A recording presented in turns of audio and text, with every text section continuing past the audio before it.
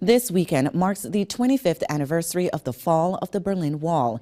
If there is one name that resonates during Berlin's Cold War history, it's Checkpoint Charlie. Air Force Tech Sergeant Bert Traynor takes a look at the German city's iconic marker. Today we are at Checkpoint Charlie on Friedrichstrasse here in Berlin.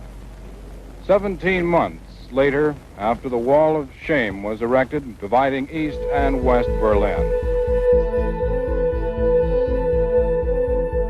What some consider the hottest moment in the Cold War happened here in 1961. A standoff between superpowers, with the world in suspense. Once a barren intersection, it is now flooded with tourists, photo ops with uniformed actors, and signs of growth.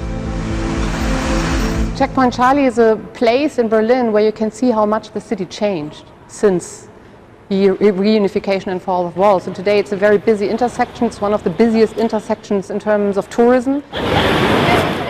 Checkpoint Charlie was a control point between East and West. On one side, the Allied forces protected Free Berlin, and on the other side, the Soviet Union ruled the German Democratic Republic.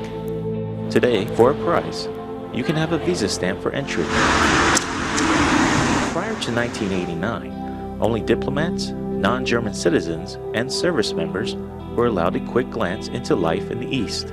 Even I had the chance to come through. These are photos of my dad on our visit to Berlin. In 1990, the last structure to serve as Checkpoint Charlie was airlifted by helicopter to the Allied Museum in Berlin. A look inside reveals a still moment in time. A symbolic reminder standing across in view. A replica now occupies the original spot, as the world around it has changed dramatically. Turned around the corner here, I noticed Checkpoint Charlie, and the second afterwards I noticed the big McDonald's M.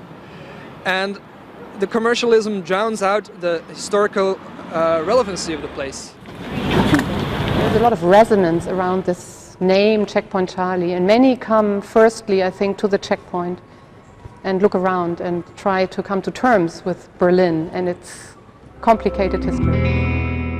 The tanks and troops are gone, but the history they left behind still draws the world's attention. Tech Sergeant Bert Traynor, Berlin.